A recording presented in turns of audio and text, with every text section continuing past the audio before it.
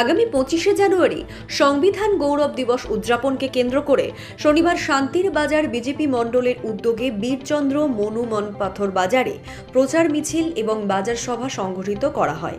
এই মিছিল বীরচন্দ্র মনু বিজেপি কার্যালয়ের সামনে থেকে শুরু করে ৮ নম্বর জাতীয় সড়ক সহ বীরচন্দ্র মনু মনপাথর বাজারের বিভিন্ন জনপদ পরিক্রমণ করে অবশেষে বাজার সভায় মিলিত হয়।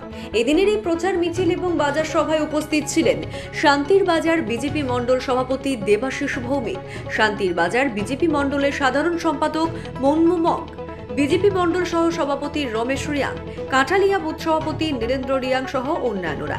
প্রচার মিছিল শেষে সাধারণ সম্পাদক মনমু মগ বাজার সভায় আলোচনা করতে গিয়ে বিগত সময় কেন্দ্রে কংগ্রেস সরকারের শাসন এবং রাজ্যের বামফ্রন্ট সরকারের শাসন ব্যবস্থার তীব্র সমালোচনা করেন। পাশাপাশি আগামী 25শে জানুয়ারি বিকেল 3টায় শান্তির বাজার অটল মার্কেটে সংবিধান গৌরব দিবস উদযাপনে সমস্ত অংশের মানুষকে দলে দলে যোগদান করার আহ্বান করেন। যেভাবে উন্নয়নের কাজ করছে, ভারতীয় জনতা পার্টি সংবিধানে যেটা লেখা ছিল সেই অনুযায়ী মোদীজি কাজ করছে, সেটাকে সহ্য হচ্ছে না, তার জন্য অপপ্রচার করা হচ্ছে। তাই আমরা ভারতীয় জনতা পার্টি সেন্ট্রাল থেকে শুরু করে একদম গ্রাস লেভেল পর্যন্ত আগামী 25 তারিখ যে শান্তির বাজারে সুবিশাল জনজমায়েতে আমরা ডাক দিয়েছি। কেননা এই সিপিএম অপপ্রচার, কংগ্রেসের অপপ্রচার আমরা কোনোভাবে মেনে নেওয়া যায় না।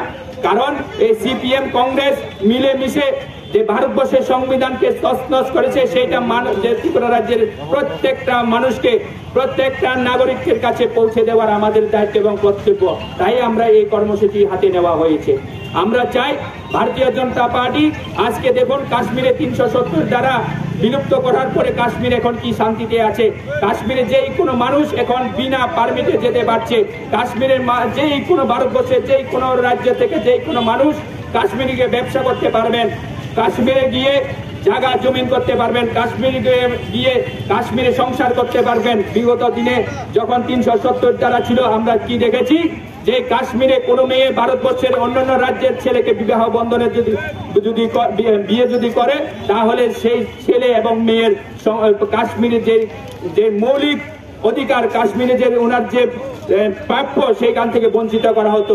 উল্টো দিকে পাকিস্তানের কোনো ছেলে যদি কাশ্মীরে কোনো মেয়েকে বিবাহ করে, ওই কাশ্মীরের ছেলেটার ভারতবর্ষের যে নাগরিকত্ব এবং পাকিস্তানের নাগরিকত্ব দুটাই পেত।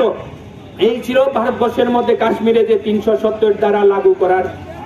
তার জন্য ব্যুরো রিপোর্ট, দুরন্ত টিভি।